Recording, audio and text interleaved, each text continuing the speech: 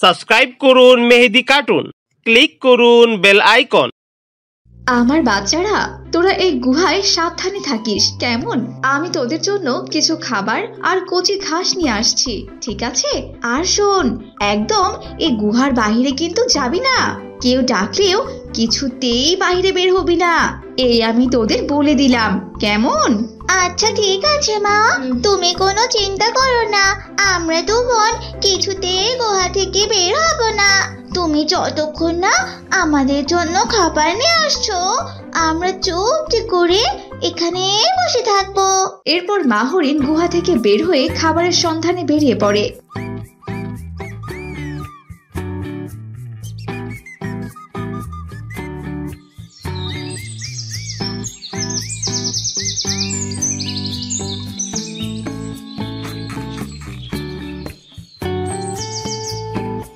সেই তখন থেকে এদিক সেদিকে খাবার খুঁজছি, কিন্তু কোথাও কিনা খাবার পেলাম না। আমি বরং ওই গভীর জঙ্গলের দিকে একবার যাই, দেখি ওই দিকটায় কোনো খাবারের সন্ধান মেলে কিনা। এরপর হরিণ গভীর বনের দিকে যায়।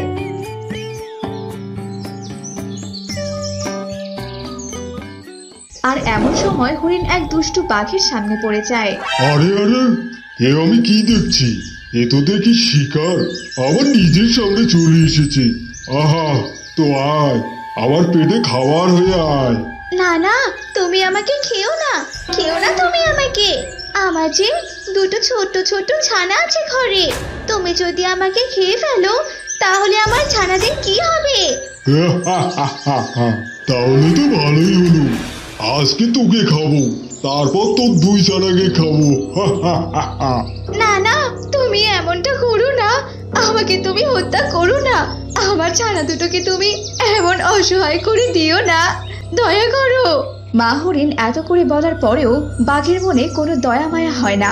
বাঘটি হরিণের উপর আক্রমণ করে বসে আর হরিণকে ছিঁড়ে ছিঁড়ে খেতে থাকে।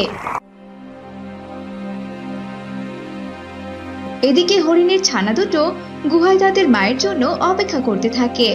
এই বোন, মাসে কখন আমাদের জন্য খাবার আনতে গিয়েছে, কিন্তু এখনো মা আসছে না কেন?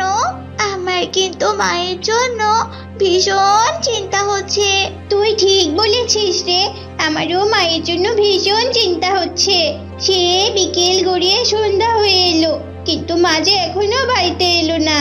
না না, এভাবে তো চলতে পারে না, মা এখনো আসছে না। চল বোন, আমরা মাকে খুঁজতে যাই, দেখি আমাদের মা কোথায় আছে। কিন্তু এই সন্ধ্যায় যদি আমাদের কোনো বিপদ হয়, মা তাহলে ফিরে এসে ভীষণ কষ্ট পাবে। তাই চল আমরা আর একটু অপেক্ষা করি। তাছাড়া আমরা তো মাকে কথা দিয়েছি, মা না আসলে আমরা কিছুতেই গুহা থেকে বাইরে যাব না। এরপর দুই ছানা তাদের মায়ের জন্য অপেক্ষা করতে থাকে, কিন্তু রাত পেরিয়ে সকাল হয়ে যায়, তাদের মা আর ফিরে আসে না। অবশেষে দুই ছানা বাধ্য হয়ে সকালে তাদের মাকে খুঁজতে থাকে। খুঁজতে খুঁজতে দুই ছানার চোখ যায় তাদের মায়ের ক্ষতবিক্ষত দেহের ওপর। মা, ও মা, এ কি আমাদের মায়ের এমন অবস্থা কি করে হলো?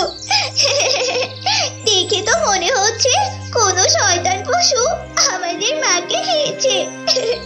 মা, ও মা, আমাদের মাকে কিভাবে মেরে ফেলেছে? তারা দুই ছানা যখন এইভাবে কাঁদছিল, এমন সময় সেখানে বাঘটি আবারও চলে আসে আর বলতে থাকে, আরে আরে, এই হরিণের ছানাগুলো তাহলে তোরাই? তোদের মাকে তো কাল রাতে আমি ছিঁড়ে ছিঁড়ে খেয়ে ফেলেছি, আজ তোদের দুই বোনকে আমি খেয়ে ফেলবো। শয়তান বাঘ কোথাকার, তোমাকে আমরা কোনোদিনও ক্ষমা করব না। বোন চল, আমরা পালাই, এই শয়তান বাঘের হাত থেকে আমাদের যে করে হোক পালাতে হবে। এরপর দুই ছানা ছুটে সেখান থেকে পালিয়ে যায় আর বাঘ তাদেরকে তন্ন তন্ন করে খুঁজতে থাকে, কিন্তু তাদেরকে কোথাও পায় না। শয়তান ছানা, পালিয়ে যাবি কোথায়? তোদের আমি খুঁজে বের করবই, আর তোদের আমি খেয়ে ছাড়বই কচি হরিণের মাংস। আহ, কি স্বাদ! এদিকে দুই হরিণের ছানা হাঁপাতে থাকে আর হাঁপাতে হাঁপাতে একটি গুহায় তারা আশ্রয় নেয়। এবার আমাদের কি হবে? আমরা আমরা আমাদের মাকে হারিয়েছি। এখন এখন আবার এই দুষ্টু বাঘ আমাদেরকে খাওয়ার জন্য পিছু নিয়েছে। বোন, আমার যে ভীষণ ভয় করছে। চল আমরা বনের অন্যান্য পশুদের কাছে যাই আর তাদের কাছে গিয়ে সাহায্য চাই। তুই একদম ভয় পাস না বোন, আমি আছি তো। তোর কোনো ক্ষতি কেউ করতে পারবে না। আমি তোকে সবসময় আগলে রাখবো। তারা দুই বোন যখন এভাবে কাঁদছিল এমন সময় সেখানে একটা শিয়াল আসে। আরে আরে, তোরা আবার কারা? আমার গুহায় কেন এসেছিস শুনি? তোদের তো আমি ঠিক চিনলাম না। তোরা আবার কোথায় থেকে উড়ে এসে জুড়ে বসেছিস শুনি? আমাদের তুমি তাড়িয়ে দিও না। আমরা দু বোন অনেক বড় বিপদে পড়ে তোমার এই গুহায় এসেছি। তুমি আমাদের উপর একটুখানি দয়া করো। এরপর দুই হরিণ ছানা শিয়ালকে সব কথা খুলে বলে। সব শুনে শিয়াল বলে, আহারে, তোদের কথা শুনে আমার বড্ড খারাপ লাগলো। তোরা কোনো চিন্তা করিস না মা। তোরা আজ থেকে আমার কাছে মেয়ের মতো হয়ে থাকবি। আর কোনো সমস্যা হলে আমাকে কিন্তু খুলে বলবি, কেমন? শিয়ালের কথা শুনে দুই হরিণ ছানা ভীষণ খুশি হয়ে যায় আর শিয়ালের কাছে থাকতে লাগে। একদিন শিয়াল যখন একা একা কথা বলছিল এমন সময় দুই হরিণ ছানা আড়াল থেকে কথা শুনতে পায়। বোকা হরিণ ছানারা, তোদের কি আমি এমনি এমনি খাইয়ে নাদুস নুদুস করছি নাকি? হ্যাঁ, আমি তো তোদের মজা করে খাবো। বোকা ছানারা ভেবেছে আমি ওদেরকে ভালোবেসে খাইয়ে দাইয়ে বড় করছি। আর কিছুদিন, আর মাত্র কিছুদিন, তারপরে তোদের আমি মজা করে খাবো। শিয়াল যখন একা একা এসব কথা বলছিল আড়াল থেকে দুই হরিণ ছানা এসব কথা শুনে ভীষণ ভয় পেয়ে যায়। বোন, এ আমি কি শুনছি রে? আমার তো ভীষণ ভয় করছে। শোন, আমরা যে ওই শয়তান শিয়ালের ফাঁদ সম্পর্কে জানতে পেরেছি, এটা কিন্তু ওই শিয়ালকে বুঝতে দিবি না। শোন, আজ রাতে আমরা এখান থেকে পালিয়ে যাব।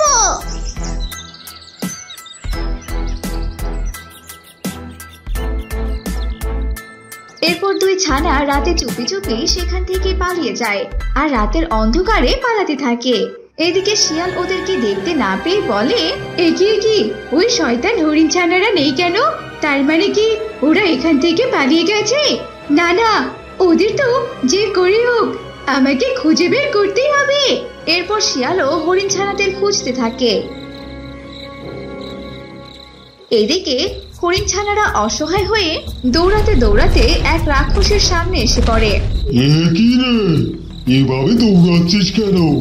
এরপর দুই হরিণ ছানা রাক্ষসকে সবটা খুলে বলে আর সব শুনে রাক্ষস বলে, এই শয়তান শিয়াল এত খারাপ, তোরা কোনো চিন্তা করিস না, আমি শাস্তি দিব ওকে। এমন সময় শিয়ালও খুঁজতে খুঁজতে সেখানে হাজির হয়। ও, তার মানে তুই এ পাতি শিয়াল, তোকে তো উচিত শিক্ষা দেব। না না, দয়া করে আমাকে শাস্তি দিও না রাক্ষস। আমি আর কোনো অন্যায় কাজ করব না। আমি আর ওদেরকে খাবো না। ওদেরকে আমি মায়ের মতো ভালোবাসা দেব। তবুও তুমি আমাকে শাস্তি দিও না। এরপর রাক্ষস শিয়ালকে ক্ষমা করে দেয় আর দুই হরিণ ছানা শিয়ালের কাছে বড় হতে থাকে। সে অনেক অনেক দিন আগের কথা। সুন্দরবন জঙ্গলে বাস করত একটি টুনটুনি পরিবার। তাদের ছিল ছোট্ট একটা সংসার। সেই সংসারে ছিল টুনাটুনি আর তার ছোট্ট একটা বাচ্চা টুনটুন। আর ঠিক সেই জঙ্গলে বাস করত একটি পাজি শিয়াল, আর সেই শিয়ালটার নাম ছিল পল্টু। সেই টুনারা ছিল অনেক গরিব। তাদের চাষবাস করার কোনো জমিই ছিল না। তবে হ্যাঁ, টুনাদের কয়েকটা ছাগল ছিল, আর সেই ছাগলগুলো বিক্রি করে টুনাটুনির সংসার মোটামুটি ভালোই চলতো। টুনা ছিল অনেক সরল সোজা। একদিন টুনা টুনিকে বলল, দেখো টুনি, ছাগলগুলো কত মোটা তাজা হয়ে গেছে, আর আমার পকেটের টাকাগুলো শেষ হয়ে এসেছে। ঘরেও কোনো খাবার নেই। আমি কাল বাজারে আমাদের দুটো ছাগল বিক্রি করতে যাচ্ছি, তুমি কি বলো?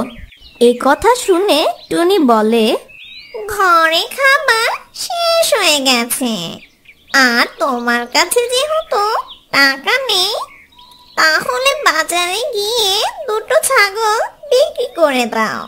টুনা টুনি যখন এই বিষয় নিয়ে গল্প করছিল, আর ঠিক সেই সময় তাদের বাড়ির পাশ দিয়ে হেঁটে যাচ্ছিল সেই দুষ্ট শিয়াল। তখন সেই পাজি শিয়ালটা আড়াল থেকে তাদের সব কথা শুনে ফেলে এবং সে মনে মনে বলতে লাগলো, দাঁড়াও টোনা, তোমার ছাগল আমি বিক্রি করাচ্ছি, আমি ওগুলোকে চিবিয়ে খাবো। এই কথা বলে সেই শিয়াল সেখান থেকে চলে যায়। আর তারপর সন্ধ্যা নেমে এলো। টুনা, টুনি আর টুনটুন নিশ্চিন্তে ঘুমিয়ে যায় সেদিন রাতে। আর ঠিক সেই সময়টা সেই পাজি শিয়াল বলে, যাই, অনেক তো রাত হলো, এতক্ষণে নিশ্চয়ই টোনা আর টুনি ঘুমিয়ে পড়েছে। আর এই সুযোগে আমি ওদের গোয়াল থেকে ওই দুটো ছাগল চুরি করে আনি। কাল বাজারে ওগুলোকে বিক্রি করে আমি কিছু টাকা পাবো, যেই টাকা দিয়ে আমার বেশ কয়েকদিন পার হয়ে যাবে। এই বলে সে পাজি শিয়াল রওনা দিল টুনির বাসার উদ্দেশ্যে। এই তো চলে এসেছি, আর ওই তো দেখা যাচ্ছে ওই টোনার ছাগলগুলো। এই বলে সেই পাজি শিয়ালটি টুনার দুটি ছাগল চুরি করে নেয়। আর অপরদিকে বেচারা টুনা কিছুই জানে না। আর পরের দিন সকালবেলা টুনা ঘুম থেকে উঠে তার ছাগলের ঘরে যায়।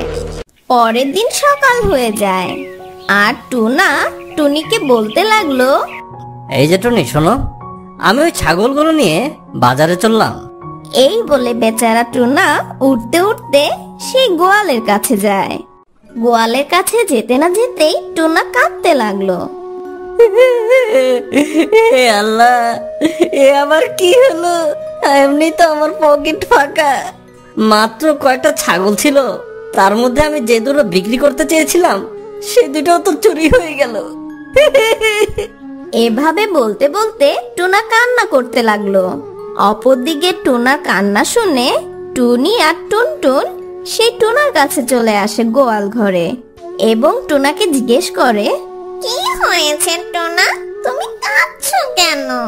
তাদেরকে গোয়াল ঘরের দিকে তাকাতে বলে সে আরো কান্না শুরু করলো। আর এই দেখে টুনি আর টুনটুন কান্না শুরু করলো। আর অপরদিকে বেচারা টুনা তো কান্না করতেই লাগলো। তারপর টুনার মেয়ে টুনটুন বলতে লাগলো, বাবা, তুমি কান্না করো না, তুমি দেখো যে আমাদের ছাগল চুরি করেছে তাকে আল্লাহ নিশ্চয়ই শাস্তি দিবে। তুমি কান্না করো না বাবা আমার। আর বাবা, তুমি শুকরিয়া আদায় করো, সে তো আমাদের সব ছাগল নিয়ে যায়নি, আমাদের তো আরো ছাগল আছে বাবা। আমরা এগুলো বড় করে পরবর্তীতে আবার বিক্রি করতে পারবো বাবা, তুমি কান্না করো না বাবা। আর এই ঘটনা থেকে টুনার পরিবার অনেক কষ্ট পায়। তারপর টুনার কাছে যে কয়টা টাকা ছিল তাই নিয়ে টুনা বাজারে চলে গেল এবং বাজার শেষে সে যখন বাড়ি ফিরছিল তখন সে দেখতে পেল বাজারের এক কোণে এক শিয়াল দুটো ছাগল নিয়ে দাঁড়িয়ে আছে। আরে, ওখানে যে দুটো ছাগল আছে ওই দুটো তো আমাদের ছাগল। যাই তো, ওই শিয়ালকে গিয়ে একবার জিজ্ঞেস করে দেখি। এই বলে টুনা সেই শিয়ালের কাছে যায়। শিয়াল ভাইয়া, এই ছাগল দুটো কার? এই ছাগলগুলো দেখতে তো আমাদের ছাগলের মতোই লাগছে। টুনার এই কথা শুনে পাজি শিয়ালটি বলতে লাগলো, এই টোনা, তোর কি মাথায় সিট আছে? তুই কি ছাগল হারানোর শোকে পাগল হয়ে গেলি? এখান থেকে তাড়াতাড়ি যা, তোর বক বক আমার একদম ভালো লাগছে না। আমাকে শান্তি মতো ছাগলগুলো বিক্রি করতে দে, যা হট। শিয়ালের এই কথা শুনে বেচারা টুনা মন খারাপ করে বাড়ি চলে গেল। বাড়ি ফিরে টুনা টুনিকে সব খুলে বলে। আর টুনা টুনি যখন কথা বলছিল ঠিক তখনই টুনটুন দাঁড়িয়ে তাদের সব কথা শুনে ফেলে এবং সে মনে মনে সন্দেহ করতে থাকে। বাবার মুখে সবকিছু শোনার পরে আমার কেন জানি মনে হচ্ছে আমাদের ছাগল চুরির পেছনে সেই শিয়ালটারই হাত আছে। পাজি শিয়াল। এই বলে টুনটুন তার বন্ধুদের সাথে খেলতে যায়। বেশ কিছুদিন পর ঠিক আগের মতনই টুনা আর টুনি একটি গাছের উপর দাঁড়িয়ে গল্প করছিল। এই সময় টোনা টুনিকে বলে, দেখো টুনি, আমাদের ছাগলগুলো আবার কত মোটা তাজা হয়েছে। কালকে এগুলোকে আমরা বাজারে বিক্রি করতে নিয়ে যাব। এখন তুমি কি বলো টুনি? টোনার এই কথা শোনার পর টুনি বলে, দেখো টোনা, বিক্রি করবে ভালো কথা, কিন্তু এবার একটু সাবধানে থেকো। এই বলে তারা দুজন সেখানে দাঁড়িয়ে থেকে গল্প করতে লাগলো। গল্প করতে করতে কখন যে সন্ধ্যা হয়ে যায় তারা কিছুই বুঝতে পারে না। আচ্ছা টুনি, তুমি এখন ঘরে ঢুকো, সন্ধ্যা হয়ে গেছে। আমি ছাগলগুলোকে দেখে আবার ঘরে আসছি। এই বলে টোনা উঠতে উঠতে গোয়াল ঘরে যায় এবং সে গোয়াল ঘরে গিয়ে ছাগল দুটিকে দেখে সে মনে খুব শান্তি পায়। না, ছাগলগুলো তো ঠিকঠাকই আছে। যাই, ঘরে যাই, রাত তো মেলা হয়ে গেছে, ঘুমোতে গিয়ে। এই বলে টোনা উঠতে উঠতে বাড়ি ফিরে আসে। তারপর রাতের খাবার শেষ করে টোনা আর টুনি রাতে ঘুমিয়ে পড়ে। তবে এবার টুনটুন ঘুমায়নি। আমার ধারণা যদি ভুল না হয়, তাহলে সেই পাজি শিয়ালটা আজকেও আসবে আমাদের ছাগল চুরি করতে। আজকে আমি আর ঘুমাবো না। সে যদি আজকে আসে তাহলে আমি তাকে ধরবই, যেভাবেই হোক। এই বলে টুনটুন দরজায় দাঁড়িয়ে সেই ছাগল দুটোকে দেখতে থাকে আর এক নজরে তাকিয়ে থাকে সেই ছাগল দুটোর দিকে। টুনটুন হঠাৎ করে খেয়াল করে তাদের গোয়ালের রাস্তায়। কি ওটা? অন্ধকারে ভালোভাবে দেখাই যাচ্ছে না, একবার কাছে গিয়ে দেখি তো। এই বলে টুনটুন দরজায় দাঁড়িয়ে দেখতে থাকে এবং সে দেখতে পায় সেই পাজি শিয়ালটাকে। একে দেখছি আমি, এ তো সেই পাজি শিয়ালটা, যার কথা বাবার কাছে শুনেছি না? তাহলে কি আমার সন্দেহটা ঠিক? তাড়াতাড়ি যাই, আর দেরি না করে বাবা মাকে ডেকে তুলি। এই বলে টুনটুন তাড়াতাড়ি করে তার মা বাবার কাছে চলে যায়। বাবা, বাবা, তাড়াতাড়ি ঘুম থেকে ওঠো। সেই পাজি শিয়ালটা আজকে আমাদের ছাগল চুরি করতে এসেছে। তাড়াতাড়ি ওঠো বাবা। টুনটুনের কথা শুনে টুনা আর টুনি লাফ দিয়ে ঘুম থেকে উঠে এবং তারা তাড়াতাড়ি করে গোয়ালের দিকে রওনা দেয়। তাড়াতাড়ি চলো টুনি, না হলে কিন্তু ওই শেয়ালটা আজও আমাদের ছাগলগুলো চুরি করে নিয়ে যাবে। এই বলে তারা তাড়াতাড়ি করে যেতে থাকে এবং যে দেখে হ্যাঁ সত্যি সে পাজি শিয়ালটা এসেছে। আর হ্যাঁ, সেই সময় ছাগল দুটিকে সাইডে সরিয়ে দিয়ে শিয়ালের সামনে গিয়ে টুনা দাঁড়ায়। পরদিন সকালে একটু বেলা হলেই তারা তাদের রাজা ঈগল পাখির কাছে চলে যায় তাদের সঠিক বিচার পাওয়ার জন্য। মহারাজ ঈগল পাখি টুনাকে বলেন, হ্যাঁ টোনা, আমাকে বল, তোদের কি সমস্যা? হঠাৎ কি মনে করে এখানে আসলি? তোদের সবকিছু খুলে বল। মহারাজের একথা শুনে টুনা আর সেই পাজি শিয়াল মহারাজের সামনে তাদের অভিযোগ বলতে থাকে এবং সবকিছু শোনার পর ভালোভাবে খোঁজ নেওয়ার পরে মহারাজ একটা সিদ্ধান্ত চলে আসেন। শোন টোনা এবং শেয়াল, তোরা ভালো করে কান দিয়ে শোন। শেয়াল, সত্যি তুই কাজটা ঠিক করিসনি। টোনা একটা হতদরিদ্র পাখি, তার কাছে ওই ছাগলগুলো ছাড়া আর কিছুই নেই। তুই তার ছাগল চুরি করে তাকে অনেক কষ্টে ফেলে দিয়েছিস। সেই জন্য আমি তোকে 2000 টাকা জরিমানা আর এই গ্রাম থেকে আমি তোকে বের করে দিলাম। এরপর থেকে আমি তোর মুখ আর এই গ্রামে দেখতে চাই না। মহারাজের এই সিদ্ধান্ত দুজনেই মাথা পেতে নেয়। টুনা মহারাজকে ধন্যবাদ জানিয়ে বাড়ি চলে আসে এবং বাড়ি ফিরে এসে টুনি আর টুনটুনকে সব খুলে বলে। আর সেই পাজি শিয়াল থেকে যে 2000 টাকা পেয়েছে সেই 2000 টাকা দিয়ে টুনা আরো 2টো ছাগল কিনে। তারপর তারা অনেক সুখে শান্তিতে বসবাস করে সেই সুন্দরবন জঙ্গলে। For more updates, subscribe to our channel, Click the show links and enjoy watching the videos.